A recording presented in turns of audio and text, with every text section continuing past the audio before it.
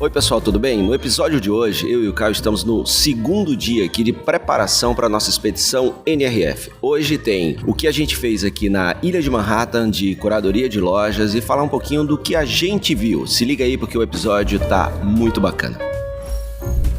Você está no Varejo Cast.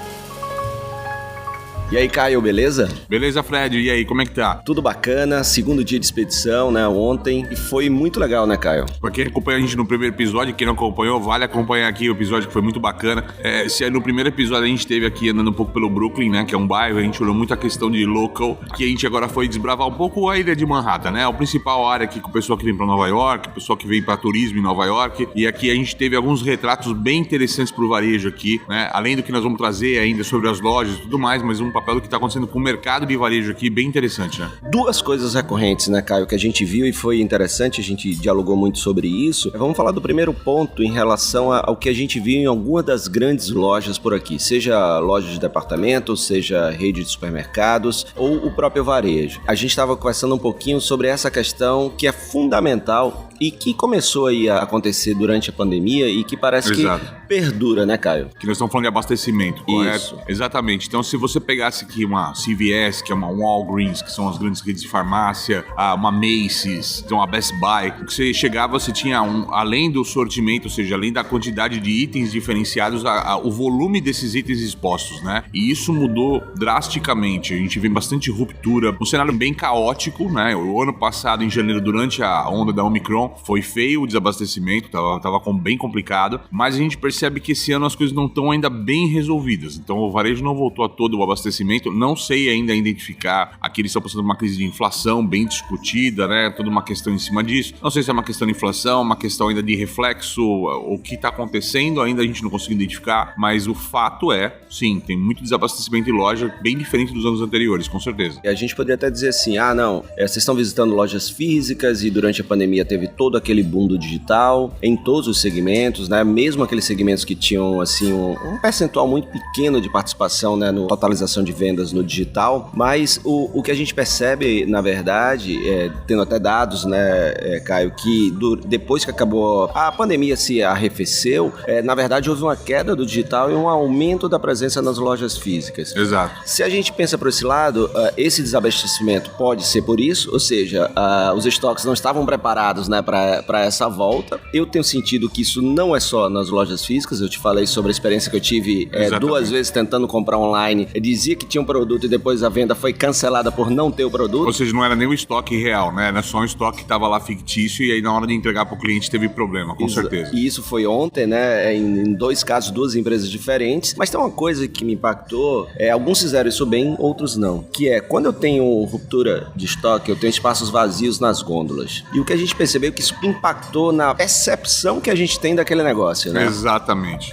A gente conversou sobre isso porque alguns conseguiram dar uma reajustada, a gente viu que teve gôndolas mais espaçadas, espaços reimaginados, serviços onde eram produtos. Nós tivemos no Whole Foods, por exemplo, né, Fred? Ontem, aqui próximo aqui do Union Square, se eu não me engano, e a área de cima você tinha colocado, chegou a ter uma área em cima inteira para as alimentações e tudo mais, e metade dela tava com mesa para se servir da área de refeição, ou seja, não tem espaço para tanta exposição de produto, então tem que recriar com serviço ou reespaçar. A própria B&H ou BH, que é aquela loja famosa, referência de quem vem para cá para comprar câmera, foto, vídeo, a gente viu muito espaço vazio, né? A loja repaginada, remodelada, com menos produtos do que já teve no passado. Perfeito. Então a gente vê, vocês lembrou bem, o Whole Foods da Union Square, a gente percebeu lá que, né, eles pegaram metade do piso superior para fazer uma food court, né, e a gente viu que tava ocupado aquele espaço, né? A loja que a gente viu mais pessoas e que a gente percebeu que não havia esse problema de ruptura foi o Trader Joe's, né? Exato. Que é uma rede de supermercados também. Exato. E ele se foca no básico, né? Você vê que ele não abre muita categoria, ele foca naquilo da marca própria, principalmente força na marca própria dele. Menos SKUs, no espaço mais condensado, e isso reflete positivamente, né? O que a gente viu com lojas, por exemplo, a Best Buy, né? Que sempre foi uma referência para quem vem nos Estados Unidos para comprar eletrônicos e tudo mais. Cara, Best Buy é lamentável, assim. O cenário de fim de carreira é terrível. terrível, né, cara? Pouco produto, gôndola vazia, atendimento péssimo, iluminação ruim da loja, então assim, você se sente uma loja ruim. Na Macy's, né, olha que a gente teve visto na Macy's, e aí 2 decepções seguidas na Macy's. Uma com a Toys R Us, porque você vai na faixa da Macy's, tem um anúncio gigante que eles criaram um espaço da Toys R Us, mas chegando lá é um corner horrível, pequeno, mal desenhado, com produto sem graça, né, ou seja, muito ruim essa questão. E o segundo é que alguns corredores, algumas escadas rolantes, mas completamente apagadas, andares sem ninguém atendendo, então assim, você vê, não seria um descaso, um abandono, mas assim, uma coisa ruim pro que é varejo ou pro que é a alma do varejo, né, que a gente sempre busca. E eu acho que em alguns casos, né, Caio, eles ainda estão tentando entender o que está acontecendo, o que eles vão fazer, né? Virou um elefante branco, isso é um fato. As lojas grandes, as grandes lojas de departamento, os multipisos, né, 3, 4 pisos de loja, isso começou a virar um elefante branco para essas marcas frente ao digital hoje, né? E talvez, né, Caio, seja esse o motivo de tanta marca estar atravessando o East River e indo para o Brooklyn, né? Exatamente. E abrindo lojas menores, lojas de comunidade, né? Grandes marcas, né? Para buscar o consumidor, né? Para estar mais perto dele. Exato.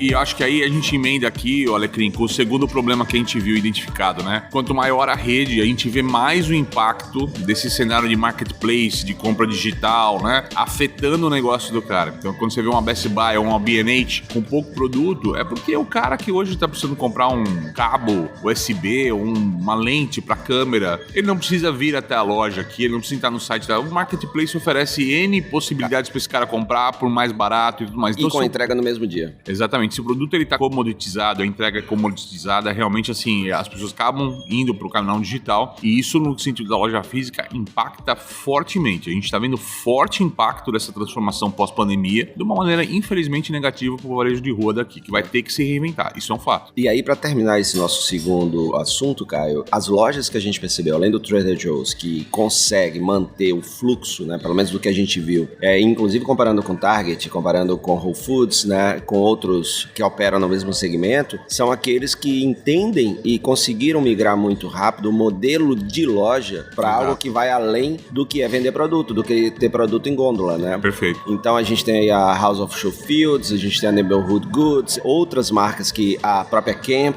Exatamente. Né? Muito bacana a visita que a gente fez na Camp. Por falar em Camp, percebeu o gancho, né? Conte o caos aqui, as nossas grandes sortes e coisas benéficas que acontecem quando a gente está trabalhando pro bem, o que acontece. Conta esse caos, por favor, Alecrim. Nós e o CEO, o fundador da Camp, o Ben. Pô, fantástico. Eu e o Caio, a gente estava saindo de uma checagem de lojas, né, para início de expedição. Ontem, a gente saiu da Harry Potter. Exato. Caminhando, indo para a próxima loja, que era a On. Exato, né? Que iríamos, inclusive, passar em uma Camp, ele estava no roteiro. Exato, a gente estava saindo lá da região da Union Square, Flatiron, indo pro Sorro. E aí, eis que a gente conversando, eu dei aquela olhada pro lado assim, vi um cara assim... Copinho de café na mão, apertando o interfone, né, pra entrar no prédio.